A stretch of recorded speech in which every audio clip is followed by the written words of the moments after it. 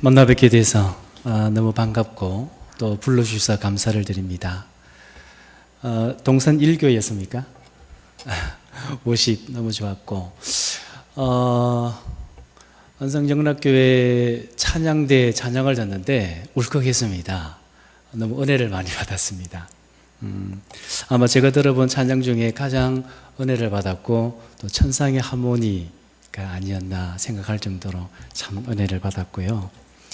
잠깐 기도하고 시작을 하겠습니다. 기도합니다.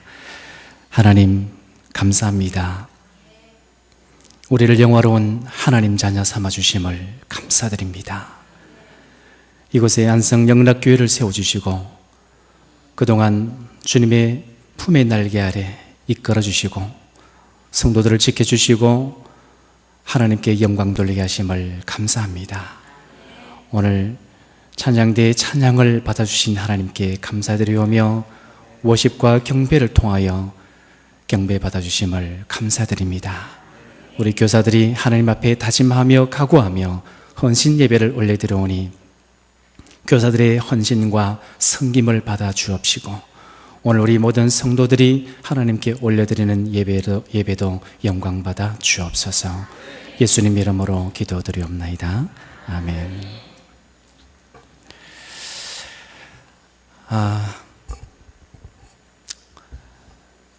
제가 2002년도에 서울에서 개척을 했습니다. 이제 10년이 넘었죠. 그동안 이제 목회를 하는 가운데 즐거운 일도 많았지만은 힘들고 어려운 일도 많았습니다. 개척 한 3년 차 되었을 때 좀 힘들었어요. 그 경기도 오산이 금식 기도원에 들어가서 장기 금식을 했습니다. 정말 하나님 은혜로 이제 40일 금식 기도를 했고 그때 하나님 주시는 응답이 양육교재, 말씀교재, 제자훈련교재를 만들라라는 영감과 깨달음을 받았습니다. 금식기도를 마치고 내려와서 그때부터 만 4년 동안 목양실에서 하나님 말씀, 이 성경만을 가지고 그때부터 교재 만드는 작업에 올인했었습니다. 거의 아무것도 하지도 않고 양육교재, 제자훈련교재를 4년 동안 만들었는데 너무너무 좋아요. 만들고 나니까 금식기도 하는 가운데서도 참 은혜를 많이 받았지만은 이 4년 동안 교재 만드는 동안 정말 눈물 콧물을 흘리면서 하나님께 감사하고 너무 많은 것을 깨달았고 신학교에서 배우지 못했던 것을 성령께서 깨닫게 해주시는데 정말 감격의 4년의 세월을 보냈습니다. 그렇게 이제 2년 과정으로 4년 동안 만들고 난 다음에 너무 좋아서 이 말씀을 전하고 싶은데 하나님 좀 기회를 주십시오. 그랬더니 어느 날 청소년 사역 쪽으로 하나님께서 인도를 해주셨습니다. 그래서 한국 사단법인 한국청소년 육성연맹 전국에 한 2,500개 교회가 되는데 그 2,500개 교회를 총괄 본부장으로 섬길 수 있는 기회를 주셔서 지교회 목사님들과 또 우리 청소년들에게 그동안 만든 교재를 또 많이 또 섬기기도 하고 또 가르치기도 했습니다. 오늘 교사 헌신대회에 불러주셨는데 어떤 말씀을 조금 전해서 힘을 받으면 좋을까? 우리 담임 목사님 어저께 홈페이지에 들어가서 제가 말씀을 이제 몇 편을 좀 들었습니다. 참 은혜를 많이 받았고요. 너무 훌륭한 목사님 메시지를 통해서 저도 은혜를 받았는데 평소에 우리 성도님들도 참 은혜를 많이 받겠다 싶어서 참 감사했었습니다. 그래서 오늘은 이제 제가 교재가 말씀으로만 되어 있습니다. 그래서 한 구절 한 구절 그렇게 교재를 만들었는데 2년 과정에 엑기스를 모아가지고 우리 성도님들이 꼭 붙잡고 가면 좋겠다. 그래서 7기둥의 말씀을 저 나름대로 성경 구절입니다. 7개 구절을 우리가 다 하는 내용인데 이것만큼은 꼭 붙잡고 가야 되겠다 하는 구절을 7개를 뽑았습니다. 하나님께서 시간 허락해 주시는 대로 말씀을 좀 전하기를 원하고, 우리 교사 선생님들이 먼저 좀 은혜를 받고 좀 힘을 얻었으면 좋겠고, 그래서 아이들한테 그대로 하나님 말씀이 흘러내리면 좋겠다 싶습니다. 오늘 우리 읽었던 본문의 말씀, 이 잠언 3장 1절로 4절 중에서요, 1절에 보시면 내 아들아 나의 법을 잊어버리지 말고 내 마음으로 나의 명령을 지키라고 되어 있습니다. 이게 지키라는 말씀은 히브리 원어의 다른 뜻은 붙잡아라 그런 말입니다. 붙잡아라. 마음으로 하나님 말씀을 붙잡아라. 그래서 암송하고 묵상하며 붙잡고 마음판에 새겨야 됩니다. 그래서 이 말씀이 그럴 때 힘이 되고 능력에 대해서 승리하는 삶을 살아갈 수가 있습니다. 제가 이 교재 만들고 난 이후에 이제 공부를 하고 가르치는 가운데 가르치는 저도 또 가르침을 받는 성도들도 정말 은혜를 많이 받았습니다. 뭐 성령께서 얼마나 강력하게 역사하시는지 공부하는 한 시간 정말 그냥 울컥하는 그 감동의 눈물을 너무 많이 주셨어요. 여러 가지 힘들고 지치고 어려운 그런 우리 인생살인데 기도 많이 하지 않습니까? 열심히 충성하고 헌신하고 섬김에도 불구하고 우리 삶이 좀 어려우실 때는 말씀으로 돌아가야 됩니다. 어떤 프로그래밍도 아니고 어떤 인간의 기교나 어떤 모략도 아니고 오직 주의 말씀으로 돌아가면 승리할 줄 믿습니다. 그래서 제가 잠깐 영상을 하나 보여드릴 텐데요. 이 로라 윌킨슨이라고 하는 여자입니다. 2000년대 시드니 올림픽이 열렸는데 올림픽이 열리기 3개월 전에 다리가 골절됐어요. 부러져가지고 도저히 시합에 나갈 수 없는 상황인데 포기하려고 코치 선생님은 포기해라, 안 된다. 그런데 이 로라 윌킨슨은 아닙니다. 저는 하나님 말씀을 붙잡고 있습니다. 하나님이 나와 함께 하시고 힘주시면 얼마든지 대회에 나갈 수 있고 좋은 성적을 거둘 수 있습니다. 한번 이제 영상을 5분짜리입니다. 보시고 좀 같이 은혜를 받고 난 다음에 제가 말씀을 계속 좀 전하겠습니다.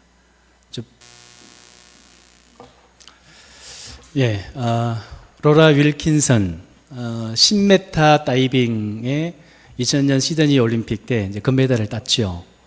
이제 7주 약 한 2, 3개월 전에 골절을 되고 난 이후에 정말 절망하고 포기하고 싶었는데 내게 능력 주시는 자 안에서 내가 모든 것을 할 수 있느니라. 이 말씀을 마음판에 새겼습니다. 그리고 붙잡았습니다. 그러고 난 다음에 계속 연습을 했고 예선, 본선의 결승까지 올라갔고 결국은 우승을 금메달을 차지하게 되셨죠. 말씀을 붙잡고 마음판에 새기고 살아가면은 로라 윌슨처럼 우리도 승리하는 삶을 살아갈 수 있음을 믿기를 축복합니다. 그래서 오늘 이제 7가지 기둥의 말씀을 좀 전하고 싶은데요. 말씀을 좀 찾으셔야 됩니다. 이제 7가지입니다. 첫 번째 기둥의 말씀은 요한 1서 1장 7절입니다. 한번 찾아보시기 바랍니다. 요한 1서 1장 7절.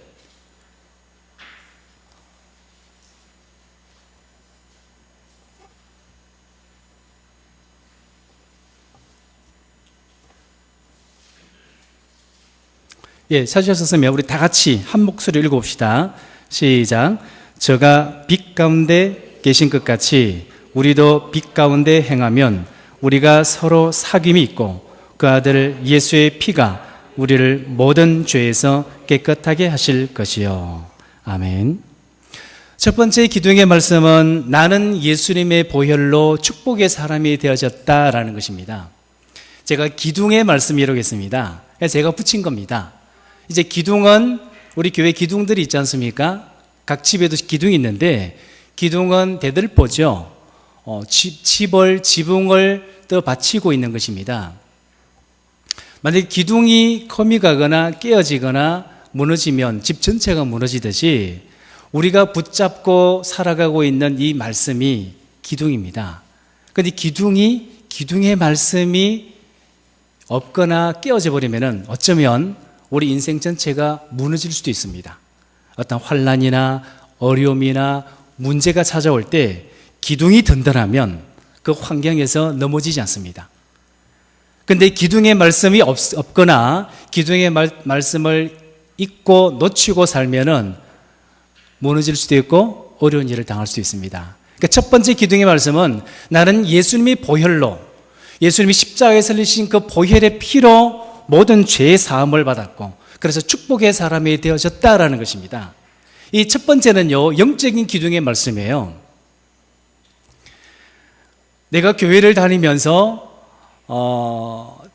다니고 있는데도 불구하고 가끔은 어둠의 영들이, 사단이 우리 속에 들어와서 내 양심을 향해서 참소를 합니다. 너 죄 짓지 않느냐? 너가 얼마나 생각과 말과 행동으로 죄를 많이 지었는데 하나님이 자녀냐? 너 천국 갈 수 있니? 너 구원받았어? 이러면서 사단이 우리를 흔듭니다. 신앙을 흔들고 신앙생활, 교회 가는 것을 다 흔들어 놓습니다. 그럴 때 우리는 약해집니다. 그래, 내가 생각이나 말이나 행동으로 죄를 너무 많이 지었는데 내가 어떻게 구원받을 수 있을까? 천국 갈 수 있을까? 저는 예장 고려파 목사입니다. 우리가 아주 보수적인 그런 이제 교단인데 말씀을 붙잡고 살아가는 성도는 흔들림 없이 갈 수가 있습니다만은 그렇지 않은 경우는 이런 사단의 참소 앞에 넘어지거나 시험에 들어서 신앙생활을 잘 못하는 경우도 있습니다. 그럴 때 사단이 내 마음의 양심을 향해서 참소해 올 때 너 죄 짓지 않느냐? 너 죄 잊지 않느냐? 그래서 너는 구원받을 수 없고 천국 갈 수 없어라는 참소가 올 때 바로 이 요한일서 1장 7절의 말씀을 외치고 고백하고 선포해야 합니다. 그 아들 예수의 피가 우리를 모든 죄에서 깨끗하게 하실 것이요. 나는 예수님 피로 모든 죄를 다 용서받았다. 생각으로 지은 죄, 말로서 지은 죄, 행동으로 지은 죄, 과거의 죄, 지금 현재 혹 짓고 있는 죄, 미래에 지을 죄까지 내 일생에 걸친 모든 죄를 예수님 보혈로 다 씻음받았다. 모든 죄를 다 용서받았습니다. 그래서 어떤 순간에도 영적인 흔들림이 있어서는 안 됩니다. 그래서 첫 번째 기둥입니다.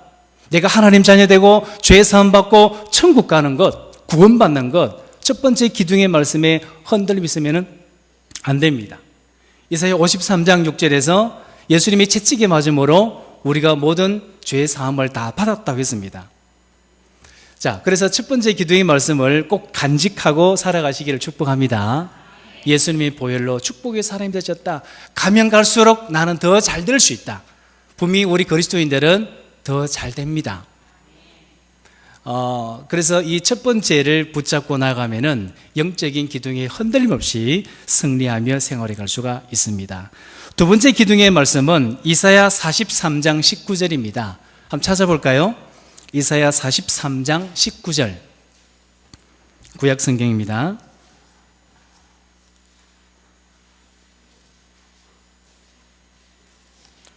이사야 43장 19절을 찾았으면 다 같이 한 목소리로 한번 읽어봅시다. 시작. 보라, 내가 새 일을 행하리니 이제 나타낼 것이라. 너희가 그것을 알지 못하겠느냐? 정령이 내가 광야의 길과 사막의 강을 내리니. 아멘. 이제 두 번째 기둥의 말씀은 하나님께서 나를 위해 새 일을 행하고 계신다입니다. 한번 따라합시다. 하나님께서 나를 위해, 내 자녀들을 위해, 우리 교회를 위해 새 일을 행하고 계신다. 믿기를 축복합니다. 보라, 내가 새 일을 행하리니. 하나님께서요, 자신을 보라고 합니다. 세상을, 문제를, 상황을, 현실을 보지 말고 하나님을 보라고 합니다. 우리가 어떤 문제에 직면하게 되면은 문제를 바라봅니다. 그러면은 걱정과 근심이 찾아오죠. 그때 하나님은 그 문제를 보지 말고 보라, 나를 보라는 것입니다. 누구를요? 하나님. 왜요? 내가 너 삶에 개입해서 새 일을 행하고 있기 때문이다. 하나님께서 새 일을 행하시겠답니다. 새 일. 내가 생각지도 못했던 놀랄만한 기가 막힌 좋은 새로운 일들을 행하시는 분이십니다. 그래서 어떤 어려움이 다가올 때요, 어떤 문제가 찾아올 때, 또 그 어려움이 지속되어질 때 낙심하거나 좌절하거나 포기해서는 안 됩니다. 하나님이 새 일을 행하실 거야. 이번 주가 가고 다음 달에 가고 금년에 가면은 하나님은 반드시 새 일을 행하실 거야. 그렇게 믿고 이 말씀을 붙잡고 달려가야 합니다. 어떤 새 일을 행하십니까? 그 끝부분에 보니까 정령이 내가 광야의 길과 사막의 강을 내리니 라고 했습니다. 광야에 무엇을 낸다고 했습니까? 길을 낸답니다. 길. 광야는 어떤 곳입니까? 이스라엘 백성들이 출애굽을 해서 나와서 광야 40년을 행진을 했죠. 이 광야는 많은 사람들이 다녔기 때문에 오솔길은 많이 있습니다. 길은 많이 있는데 가다 보면 길이 합쳐집니다. 또 멈추어 버립니다. 광야의 특징은 길이 있는 듯 보이지만 길이 없는 곳이 광야입니다. 그래서 하나님이 광야의 길을 내겠다는 겁니다. 오늘날 우리 많은 사람들이 길을 찾고 있습니다. 어떤 길이요? 건강의 길. 건강해질 수 있는 길이 없을까? 행복의 길, 축복의 길, 성공의 길, 각자 길들을 찾고 있는데 사람들이 이 길로 오면 당신 성공할 수 있어요. 행복해질 수 있어요. 와 보십시오. 따라가 보면 처음에는 길이 있는 듯해서 가 보았는데 길이 끊기거나 이 길도 아니었구나 하고 돌아설 때가 많죠. 그런데 하나님께서 그 순간에 내가 길을 내겠다. 광야 같은 너 인생에 내가 개입을 해서 길을 낼 테니 나를 바라보라고 하십니다. 근데 힘들고 어려울 때는 하나님이 나를 위해서 광야의 길을 내는 새 일을 행하신다. 믿기를 축복합니다. 사막의 강을 내겠대요. 사막의 특징은 물이 없는 것입니다. 그렇죠? 모래 사막에 물이 있겠습니까? 그런데 하나님은 물을 내는 정도가 아니고 무엇을 낸다고 했습니까? 강을 낸대요. 강이 어떤 곳입니까? 한강 강물이 얼마나 엄청나게 넓고 많이 흐릅니까? 그런 강줄기를 내겠답니다. 우리 인생이 물이 없으면 삭막합니다.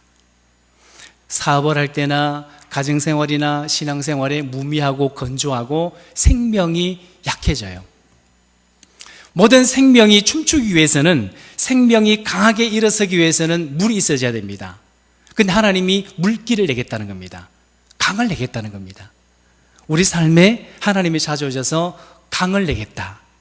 그러면은 생명이 막 피어납니다. 꽃을 피우고 열매를 맺게 되지고, 그래서 우리 인생은 생명이 춤을 추게 되십니다.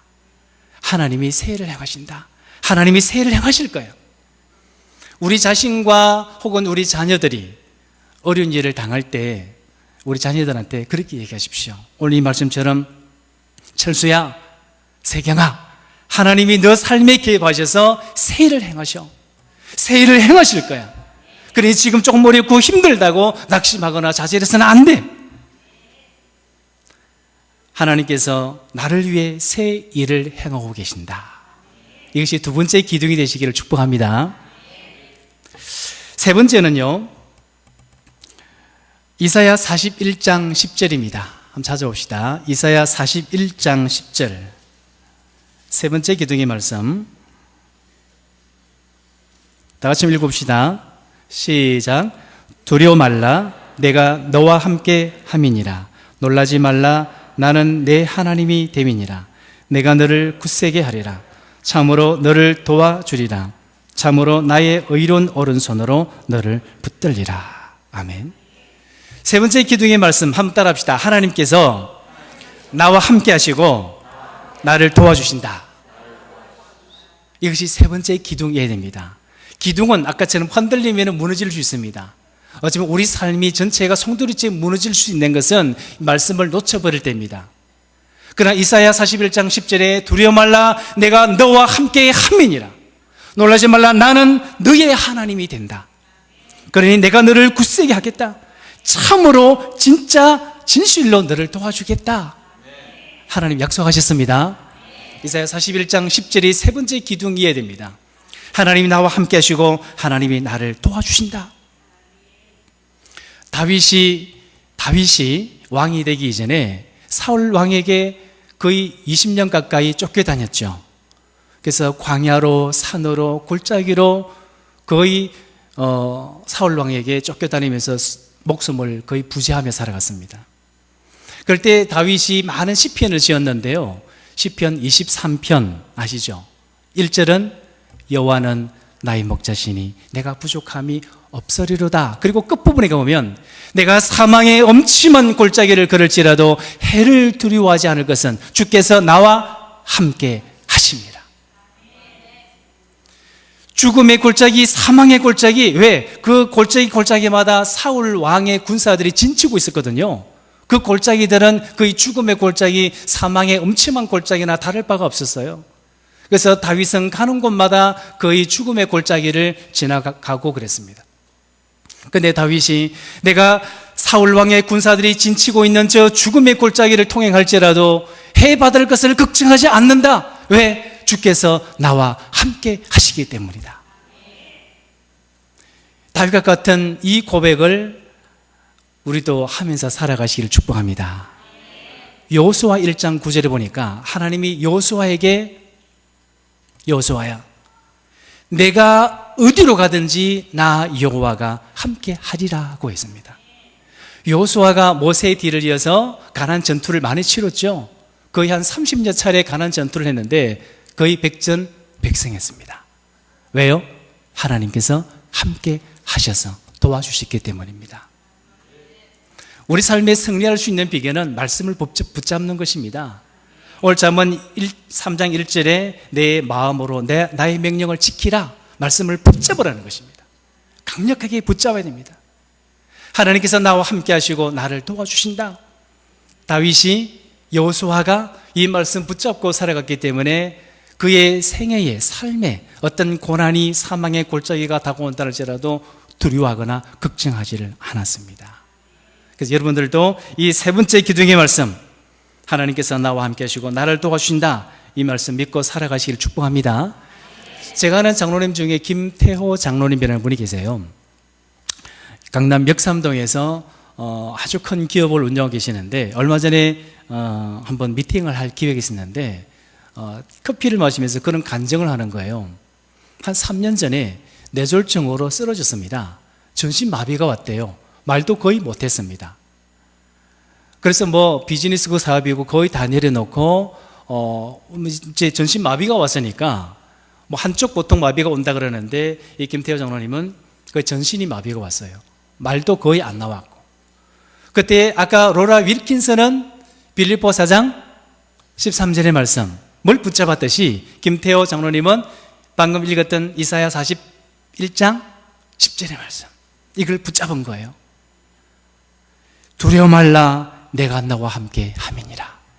지금 뇌졸중이 와서, 풍이 와서 쓰러져서 전신마비에 얼마나 두렵습니까? 사업은 크게 펼쳐놓았고 누군가 이 일을 해야 되는데 여러 가지 신앙생활도, 교회 섬기는 것도, 가정 돌보는 것도, 직장 사업하는 것도 걱정이 너무너무 많습니다.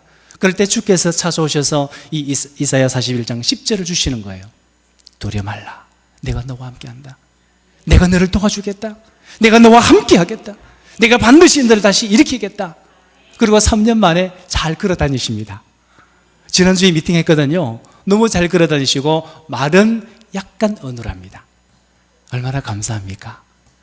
그래서 김태호 장로님이 항상 마음속으로 하나님께서 나와 함께 하신다. 하나님이 나를 도와주신다.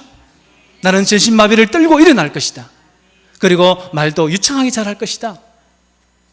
지금은 완벽한 발음은 아닌데 약간 어눌한데도 전혀 말을 못한 시절에 비하면 너무 잘하고 있죠. 그래서 김태호 장로님 간증을 듣는 가운데 역시 이 기둥의 말씀 참 중요하구나. 성경 66권이 다 중요합니다. 우리가 다 외울 수 없으니 그 중에서 단 몇 개 구절이라도 붙잡고 살아가자라는 것입니다.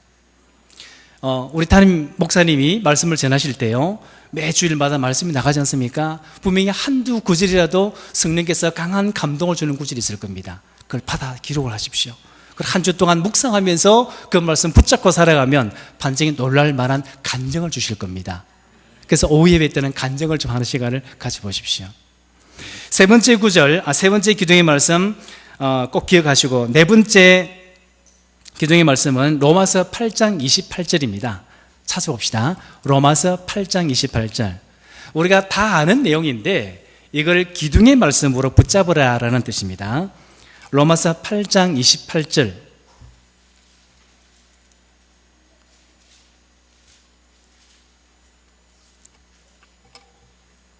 다 같이 읽어봅시다. 시작. 우리가 알거니와 하나님을 사랑하는 자 모든 것이 합력하여 선을 이루느니라. 아멘.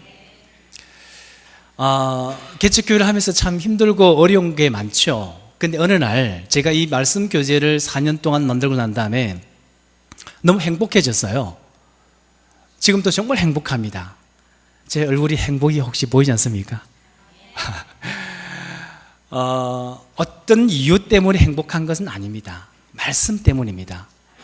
정말 말씀을 붙잡고 말씀을 믿으니 내 영혼 깊숙한 곳에서부터, 정말 심령 깊숙한 곳에서부터 행복이 막 밀려왔습니다.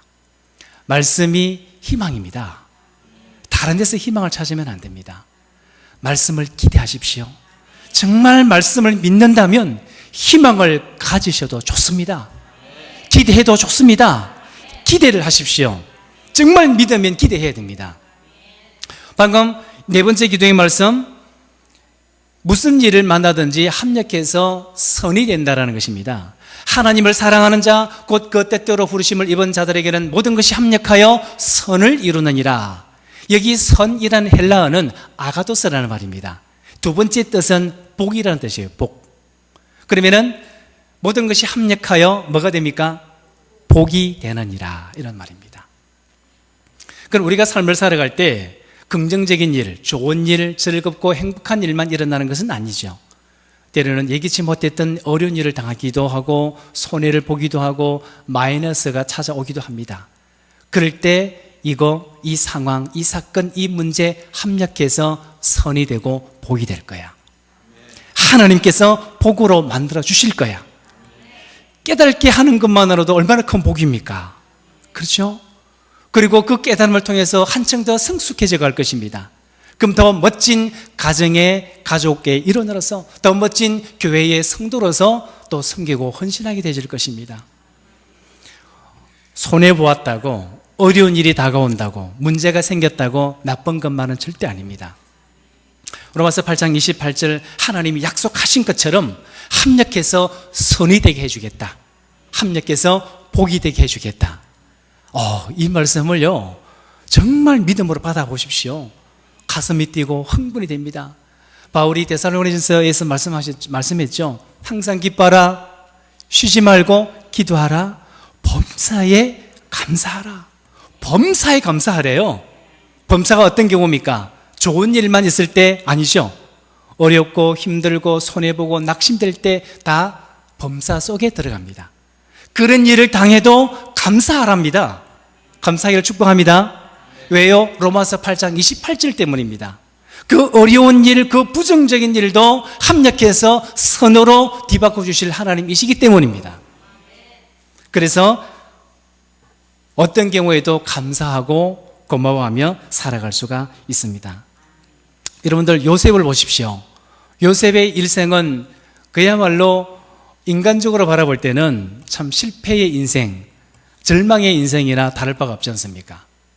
형들의 미움을 받아서 가장 첫 번째 어디로 던져졌죠? 구덩이 속에. 그때만 해도 요셉이는 이제 내 인생 끝이구나. 구덩이에 던져졌으니까. 그런데 아까 하나님은 요셉이를 위해서, 우리를 위해서 새 일을 행하고 계신다라고 했죠. 분명 새 일을 행하십니다. 어떤 새 일을요? 저쪽에 보니까 상인들이 지나가게끔 하는 새 일을 행하시는 거죠. 하나님의 타이밍, 하나님의 때가 있습니다. 그 하나님의 때에 정확하게 형들에 의해서 구덩이에 던져질 때, 그때 상인들이 지나가게끔 만드시는 그런 새 일을 행하신 하나님. 그 다음에 건져졌죠? 팔려졌습니다. 그 다음에 보디발 장군 집에 노예로 팔려갔죠. 이집트가 애굽이 얼마나 넓은 나라인데 보디발 장군의 집에 팔려가게 하시는 그러한 새 일을 하나님 또 하신 거예요. 노예로 팔려갈 때 요셉이는 내 인생 또 끝이구나, 또 절망했을 겁니다. 아닙니다. 합력해서 선이 됩니다. 합력해서 복이 됩니다. 그러고 난 다음에 가정 총무로서 열심히 일을 하는데 보디발 장군 아내의 누명을 쓰고 어디로 들어갔죠? 감옥에. 그런데 감옥에 들어갔는데 하나님이 행하신 또 새 일은 어떤 거였습니까? 떡 맡은 관원장과 술 맡은 관원장을 감옥에서 만나게 합니다. 그래서 꿈을 해몽해주고 나중에 요셉이 바로왕의 꿈을 해몽해주게 되죠. 그 결과 요셉이가 뭐가 됩니까? 애굽의 총리가 됩니다. 요셉의 그 일생 과정은 합력해서 선이 되고 복이 되는 과정이었습니다. 요셉의 고난은 축복으로 나아가는 통로였고 과정일 뿐이었습니다. 여러분, 연극을 보다 보면 1막, 2막, 3막 있지 않습니까? 모세도 다윗도 요셉도 다니엘도 하나같이 여기까지 끊어서 보면 실패한 인생 같습니다. 모세를 보십시오. 요셉을 보십시오. 거기까지만 딱 끊어서 보면 이제 요셉 끝났구나, 모세도 끝났구나, 다니엘도 포로 잡혀갔으니 끝났구나. 아닙니다. 하나님은 여전히 새로운 일을 행하십니다. 그러면서 합력하여 선이 되고 복이 되게끔 만들어 나갑니다. 우리도 똑같습니다. 우리 영락교회 성도님들도 교사 선생님들도 하나님이 새 일을 행하시고 합력해서 선이 되고 복이 되게 해주실 것입니다. 믿기를 축복합니다. 힘들고 어렵고 낙심된 일을 문제가 잘 풀리지 않을 때 합력해서 복이 될 거야, 합력해서 선이 될 거야, 이렇게 믿고 살아가기를 축복합니다. 다섯 번째 기둥의 말씀 찾아봅시다. 에베소서 6장 12절. 에베소서 6장 12절. 다섯 번째 기둥의 말씀 찾으면 다 같이 읽어볼까요? 시작. 우리의 씨름은 혈과 육에 대한 것이 아니요 정사와 권세와 이 어둠의 세상 주관자들과 하늘에 있는 악의 영들에게 대함이라. 아멘. 이것이 다섯 번째 기둥의 말씀입니다. 한번 따라합시다. 내가 싸워야 될 대상은 사람이 아니다. 내가 싸워야 될 그 싸움의 대상은 사람이 아니라는 겁니다. 우리의 씨름은 혈과 육에 대한 것이 아니요 라고 했습니다. 혈과 육을 줄이면은 혈육이죠. 혈육은 사람을 말합니다. 그래서 어떤 경우에도 가정에서나 교회에서나 사회에서나 싸움의 대상은 사람이 아니다. 이게 기둥처럼 붙잡고 가야 됩니다. 사람과 싸워서는 안 됩니다. 제 말이 아니고 하나님 말씀이잖아요. 우리의 씨름은 혈과 육에 대한 것이 아니요, 혈육이 아니요, 끝부분에 보면은 하늘에 있는 뭐라고요?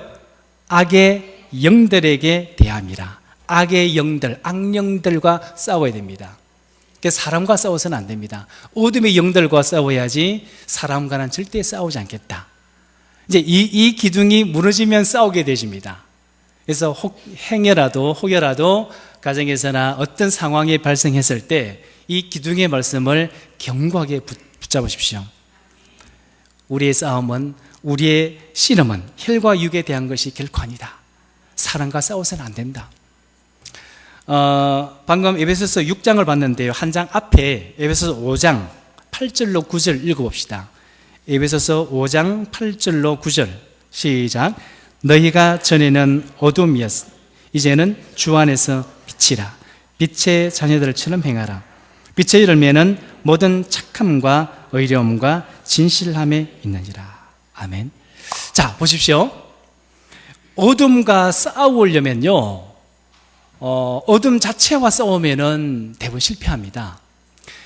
내 아내, 내 남편, 우리 자녀들의 부정적인 모습을 보면 그게 어둠이거든요. 그때부터는 판단과 비판이 나옵니다. 정죄가 나오죠. 왜 이러하고 이러하냐? 이게 선악과입니다. 이걸 먹으면은 죽어요. 그래서 어둠과 부정적인 면을 보고 싸우려고 하면은 거의 백전백패합니다.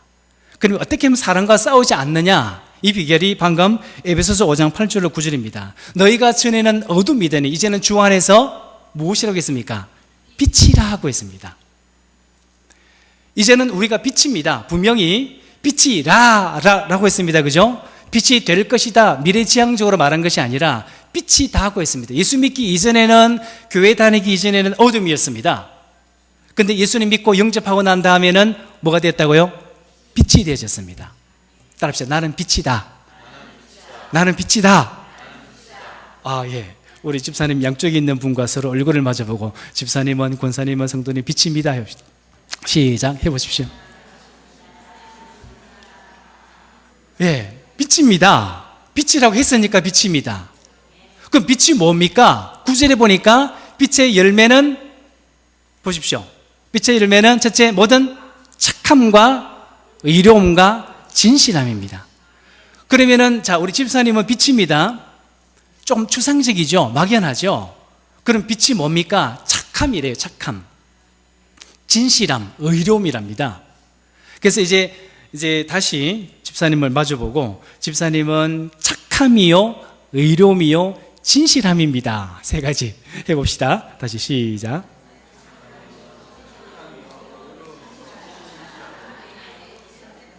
예, 빛이 그렇게 드러나는 거예요. 예. 가정에 돌아가서요, 저는 우리 김창규 집사님 아들 세경이를 압니다. 한 5살 때. 그때 보고 오늘 처음 잠깐 본 것 같은데, 그러면은 집에 돌아가서 세경이한테, 민주야, 넌 빛이야. 이러는 거예요. 넌 빛이야.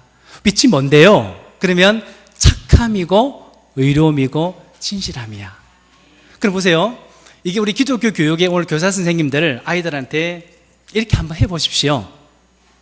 착하게 살아라 이렇게 하는 것보다 넌 착함 그 자체야. 너는 의로움이고 너는 진실이야. 그걸 한마디로 빛이야. 넌 빛이야. 넌 착함이고 넌 의로움이고 넌 진실함이야. 저는 제가 만든 양육교재를 가지고요, 한국교회 목사님들을 모아놓고 세미나를 하고 싶어요. 그래서 한국교회를 정말 한번 새롭게 해보고 싶은 리제스 운동, 이 부흥 운동을 이렇게 보고 싶습니다. 하나님께 물질을 좀 주십시오라고 좀 기도하고 있습니다. 하나님께서 금년에 뭔가 많이 주실 것 같아요. 정말 제 꿈이고 비전이고 희망입니다. 어느 교회든 목사님 말씀이 다 좋으신데 저 나름대로 제 말씀이 정말 좋기에, 그럼 어떻게 좋습니까? 이제 이런 거예요. 그럼 이제 착하게 살아라가 아니고 넌 착함이야. 그러니 너는 착하게 살 수 있어. 이렇게 가르치는 겁니다. 그래서 우리 가정교육과 기독교육이 조금 바뀌어져야 되는데, 제가 청소년 사역을 하고 교육을 해보니까 청소년들은 얼마나 이렇게 많은 질풍노도의 시기를 살아가고 있습니까? 부모가 부모의 역할을 가지고 부모니 이렇게 말들을 한다고 잘 안 되잖아요. 그리고 교사 선생님이 말 들으라 앞에서는 네 하지만 돌아서서는 아닌 경우가 많잖아요. 그래서 새 피조물의 정체성, 너가 누구냐, 예수 안에 있는 너가 누구냐를 가르쳐 주는 겁니다. 그 중에 하나가 빛입니다. 넌 빛이야. 얼마든지 찬란하게 빛나게 살아갈 수가 있어. 예, 우리 교사 선생님들 그렇게 한번 가르쳐 보십시오, 아이들한테. 그러면 빛이 뭔데요? 착함이고 의로움이고 진실함이야. 그 자체가 너의 정체성이야. 그러니 너는 그렇게 살아갈 수 있어. 자, 가정에 돌아가서 이제 부부생활에 뭔가 올라와요. 그죠? 그럼 싸워야 되는데, 그때 부부끼리 서로 얼굴 마주보며 막 올라오는데 남편 보고, 여보, 당신은 빛이야. 당신은 빛이야. 처음엔 잘 안 돼요. 그런데요, 해보세요. 진짜 어둠이 싹 사라집니다. 제가 경험하고 있어요. 우리 가정에서 경험하고 있고, 우리 애들도 큐티를 하는데요, 제가 큐티 교재도 만들었는데 한 6년, 7년 동안 큐티 교재 이만큼 됩니다. 매일 씁니다. 그게 체질화가 되어 있습니다. 그래서 뭐 다른 건 못하더라도 오늘 이 말씀들, 받는 말씀들 단 몇 개 구절이라도 붙잡고, 너는 빛이고, 저는 세 가지를 강조합니다. 정체성 중에 사랑이고 거룩입니다. 넌 사랑이야. 넌 거룩이야. 성경에 있는 내용입니다. 히브리서 10장 10절. 자기 몸을 단번에 들이심으로 말미암아 우리가 거룩함을 얻었노라. 이게 거룩이 되어졌습니다. 그래서 우리 아이들한테 거룩이야, 이 말은 죄를 못 짓게 되어 있습니다. 죄 짓지 마 이렇게 하는 것보다 넌 거룩이야. 그래서 얼마든지 거룩하게 살아갈 수가 있어. 그래서 가정에 돌아가셔서 이제 숙제를 냅니다. 제가 오늘 숙제를 내드리는데 자녀들한테 이름을 부르면서 세경아, 넌 빛이야. 꼭 아빠가 한마디 하십시오. 부부지간에 서로 남편과 아내 얼굴을 보면서 당신은 빛입니다. 당신은 착함이고 의로움이고 진실입니다. 그렇게 계속 암송하고 고백하고 선포를 하십시오. 그러면 어느 날 내가 빛이 되어 있는 것을 확신하게 되십니다. 이거 경험해 보셔야 돼요. 그러면요, 진짜 내 영혼이 순수해지고 밝게 빛이 납니다. 착하고 의롭고 진실함으로 말입니다. 자, 그래서 다섯 번째 붙잡아야 될 것은 내가 싸워야 될 싸움의 대상은 사람이 아닙니다. 이기기 위해서는 내 정체성을 선포하는 겁니다. 빛이다. 난 착함이고 의로움이고 진실합니다. 이제 나 자체가 바뀌고 변화가 되면 그때부터는 상대방의 어둠이 안 보이게 되십니다. 빛으로 다 덮어버릴 수가 있어요. 그래서 승리하기를 축복합니다. 여섯 번째 찾아봅시다. 골로새서 3장 23절. 골로새서 3장 23절, 24절 두 구절. 에베소서, 빌립보서, 그 다음 골로새서죠. 다 같이 읽읍시다. 무슨 일을 하든지 시작. 무슨 일을 하든지 마음을 다하여 주께 하듯 하고 사람에게 이는 유업의 상을 주께 받을 줄 알미니 너희는 주 그리스도를 섬겼느니라. 아멘. 여섯 번째 기둥의 말씀 제목은 무슨 일을 하든지 주님께 하듯이 한다입니다. 따라합시다. 무슨 일을 하든지 주님께 하듯이 합니다. 네, 바울이 골로새 교회 편지를 쓰면서 방금 이 말씀처럼 무슨 일을 하든지 마음을 다하여 주께 하듯이 해라. 가정에 돌아가서 아내는 남편에게, 남편은 아내에게 주님이다 하고 생각하고 섬기라는 것입니다. 교회 오셔서 우리 집사님, 권사님, 장로님 볼 때 주님 보듯이 섬기라는 것입니다. 제 말이 아니죠? 하나님 말씀입니다. 승리하는 비결, 행복해지는 비결, 축복의 비결입니다. 누구를 보든지 누구를 만나든지 주님께 하듯이, 하나님께 하듯이 섬기라는 것입니다. 그러면 행복해집니다. 비결이 따로 없더라고요. 정말 이분이 만약 우리 주일학교 아이들을 바라볼 때도 어린 예수다고 생각하고, 우리 직장의 동료들도 어쩌면 저 안에 예수님이 계시잖아요. 예수님 보듯이 보고 예수님께 말하듯이 말하고 예수님 섬기듯이 섬기면 그때부터 행복이 찾아옵니다. 창세기 18장에 보면 아브라함이 마므레 상술의 그 장막에 이제 기거하고 있었는데, 그때 저쪽을 보니까 어떤 사람 셋이 다가왔죠. 성경 보니까 사람 셋이었습니다. 그래서 아브라함이 근처에 왔을 때 쫓아나가서 성경을 자세히 보면 엎드려 구부려가지고 절을 하면서 우리 집에 오셔서 발을 좀 씻으시고 식사를 하고 요기를 하고 좀 돌아가십시오. 이렇게 공손하게 모십니다. 그러니까 이 세 사람이 내가 그리 하겠노라 고 하고 그 영접 제안을 받아들이고 들어갔죠. 그럴 때 아브라함은 종을 시켜서 두 가지를 준비하게 합니다. 하나는 고운 가루, 고운이라는 단어가 들어갑니다. 가루 중에서도 뭐 거칠고 안 좋은 가루가 있을 거 아닙니까? 그런데 아주 최상급 고운 가루로 떡을 만들어라. 두 번째, 송아지를 가지고 고기를 접대하는데 기름지고 살찐 송아지를 잡아다가 대접하라 하고 있습니다. 근데 그 세 사람이 누구였어요? 보니까 천사 둘과 하나님이셨습니다. 어디로 가던 중이었죠? 소돔 고모라 성 심판하기 위해서 가는 중이었습니다. 근데 아브라함은 몰랐죠. 분명히 세 사람이 오는 걸 보고 오늘 말씀처럼 골로새 3장 23절 말씀처럼 무엇을 하든지 마음을 다하여 주께 하듯 한 거예요. 이미 아브라함은 그 당시 창세기 18장 그 당시 살아가면서 무슨 일을 하든지 마음을 다하여 주께 하듯이 섬긴 것입니다. 그렇게 접대를 하고 이제 섬겼죠. 근데 나중에 돌아갈 때 세 분 중에 한 명이 하나님이 내가 일을 하려고 하는 것을 내 친구 아브라함에게 숨기겠느냐고 하면서 아브라함에게 소돔 고모라성 멸망 심판 이야기를 해주죠. 그러니까 아브라함이 그러냐고. 그럼 소돔 고모라성은 우리 조카 롯이 살고 있는데 롯을 좀 구해 주십시오. 나중에 이제 창세기 그 다음 장에 소돔 고모라성 멸망 사건이 나오는데, 그때 성경 구절을 보면 하나님이 아브라함을 생각하사 롯을 구해냈습니다. 무슨 일을 하든지 우리 직장에서나 가정에서나 교회에서나 만나는 사람마다 아브라함처럼 주님께 대하듯이 마음을 다하여 정성을 다하여 섬겨보시기를 축복합니다. 이게 성공의 행복의 비결입니다. 주님이다고 생각하고 그렇게 음식도 차도 말씀도 우리 주일학교 아이들도 그렇게 섬기면 승리하리라 믿습니다. 마지막입니다. 갈라디아서 6장 7절부터 8절 7째 기둥의 말씀, 갈라디아서 6장 7절로 8절입니다.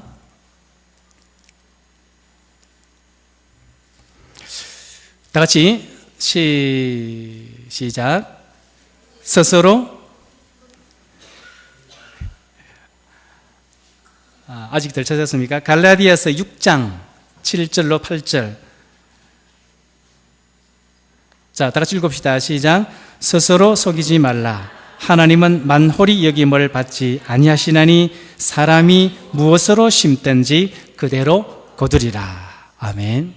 자, 마지막 7번째 기둥의 말씀은 따라합시다. 무엇을 심든지 심은 대로 거둡니다. 심음의 법칙입니다. 여러분, 이 심음의 법칙은요, 노아 홍수 사건 이후에 하나님이 노아에게 준 법칙이에요. 이제 홍수가 났습니다. 먹을 것이 없잖아요. 그래서 하나님이 노아에게 이제부터 심으라. 그리고 추위와 이 낮과 밤과 그리고 심음과 거둠은 그때부터 시작되어진다라고 하나님이 선언을 하셨습니다. 그래서 그때부터 심어야 먹게 되어지는 법칙이 적용되어진 것입니다. 지금부터 심어야 됩니다. 고린도서 9장 6절에서는 그런즉 적게 심은 자는 적게 거두고 많이 심은 자는 많이 거둔다고 했습니다. 여러분들 많이 심기를 축복합니다. 어떤 것을 심어야 될까요? 좋은 것을 심어야 됩니다. 부정적인 거, 나쁜 것을 심으면 그대로 거두겠죠. 말도 부정적인 말 다 심는 겁니다. 그래서 긍정의 말, 축복의 말, 믿음의 말, 칭찬의 말을 심어야 됩니다. 우리 자녀들한테 너는 축복 덩어리야, 넌 잘 될 거야, 너는 위대해질 거야, 너는 하나님이 세계적으로 존귀하게 웅장하게 사용할 거야, 이렇게 축복의 말을 많이 심으세요. 한번 연습해 볼까요? 옆에 있는 분하고 다시 한 번 더 한번 쳐다보시면서 이제 이렇게 심어보십시오. 집사님은 축복 덩어리입니다, 복 덩어리입니다, 이렇게 한번 심어봅시다. 한 개만 시작. 예. 자, 심은 겁니다. 말도 심는 겁니다. 말의 씨입니다. 이게 말의 씨인데, 긍정의 말을 심으면 긍정으로 내가 되돌려 받아요. 근데 부정적인 말을 심어 보십시오. 부정적인 말로 돌려받아요. 화나고 짜증나고 억울하고 불쾌한 일이 있어도 이 말씀을 떠올리세요. 마지막 기둥의 말씀, 심은 대로 거둔다. 내가 화난다고 부정적인 말을 심으면 안 돼. 분명 말이 씨입니다. 긍정의 말, 축복의 말, 그리고 칭찬의 말, 은혜의 말을 심기를 축복합니다. 물질을 심으십시오. 그러면은 우리 부모님 당대에서 거두지 못하면은 우리 자녀들, 우리 손주들 당대에 다 거두게 되십니다. 여러분들 경주 최부잣집 아시죠? 가끔씩 예화로 목사님들 많이 전해주시는데, 이 경주 최부잣집은요 12대 약 400년 동안 만석군의 부를 유지를 했었습니다. 여러분, 보통 부는요 몇 대가 가기가 힘들다 그래요? 3대가 힘들다 그러죠. 그런데 12대, 조선의 역사가 518년입니다. 27명의 왕이 있었고 518년의 조선 역사인데, 거의 조선의 역사와 함께한 경주 최씨 집안의 부자의 역사입니다. 400년 동안 만석을 이어온 거예요. 여러분, 쌀 한 석이 몇 가마죠? 2가마입니다. 그죠? 제가 계산을 해봤더니 거의 30억 원 정도 그 당시 돈으로 부를 유지를 한 거예요. 그럼 어떻게 경주 최씨 집안은 12대 400년 동안 부를 이어왔는가? 심었습니다. 그 6가지 가훈이 있는데요. 그 중에 하나가 우리 집으로부터 사방 100리, 100리 같으면 40km입니다. 사방 100리 안에 굶어 죽는 사람이 없게 하라. 이게 6가지 가훈 중에 한 개였습니다. 사방 100리, 100리 안에 굶어 죽는 사람이 없게 해라. 그래서 이 경주 최씨 집안은 매년 3,000석의 쌀을 이제 생산을 하는데요. 3,000석 중에 1,000석은 그 가술들이 100에서 200명 정도 됐다고 합니다. 그 가술들이 먹는 쌀이 1,000석 정도였고, 또 한 1,000석은 과객들을 위해서 아예 1,000석을 풀었답니다. 과객은 지나가는 객들이죠. 그래서 수많은 사람들이 오르락 내리락 하면서 경주 최씨집에 들렀다가 방이 99칸이랍니다. 그 집이. 그래서 과객들이 지나갈 수 있는 행랑채도 엄청 많았다 그래요. 그래서 1,000석은 과객들을 위해서, 나머지 1,000석은 사방 100리 안에 어려운 이웃들을 위해서 1,000석을 풀었답니다. 이제 활인당이라 해가지고 활인당. 그래서 어려운 사람이나 과객들에게 쌀과 죽과 밥을 마음껏 퍼드렸답니다.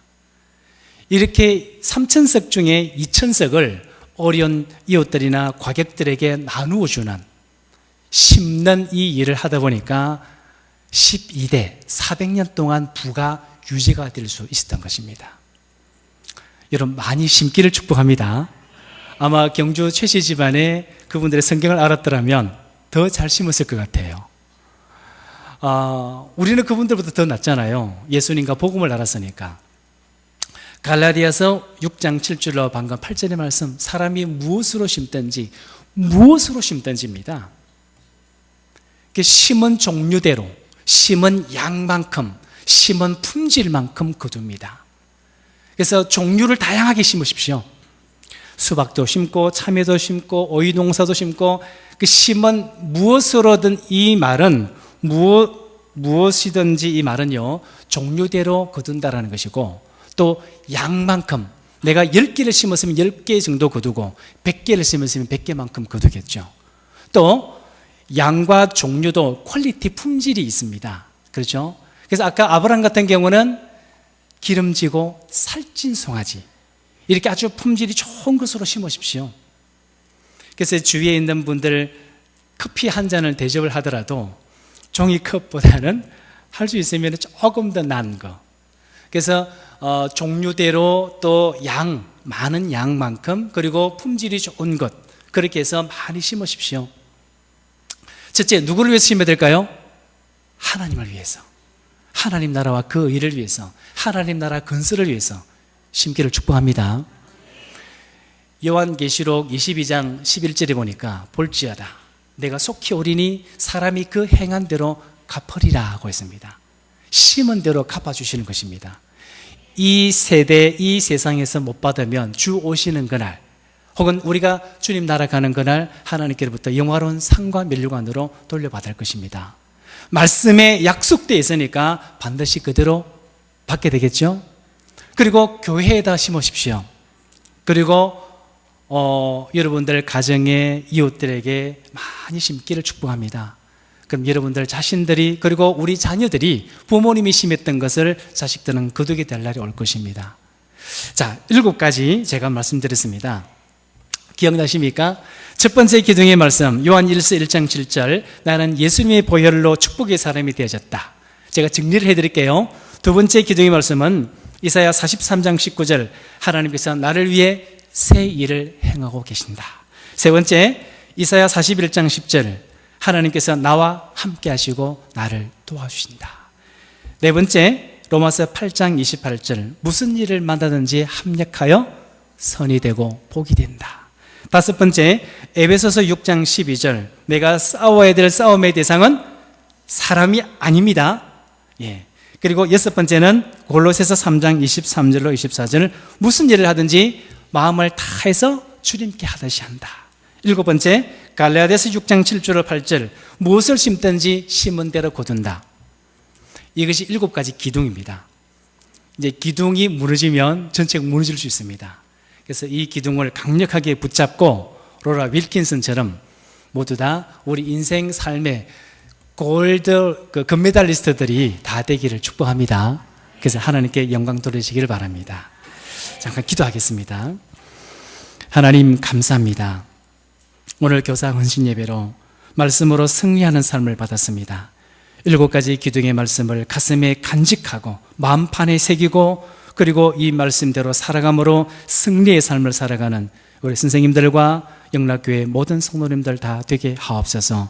평소 우리 담임 목사님을 통해서 매주마다 말씀을 받습니다. 그 말씀을 마음판에 새기게 하옵시고 그 말씀대로 준행하고 실천함으로 축복의 주인공들이 되어 주께 큰 영광 돌려드리게 하옵소서. 예수님 이름으로 기도드리옵나이다. 아멘.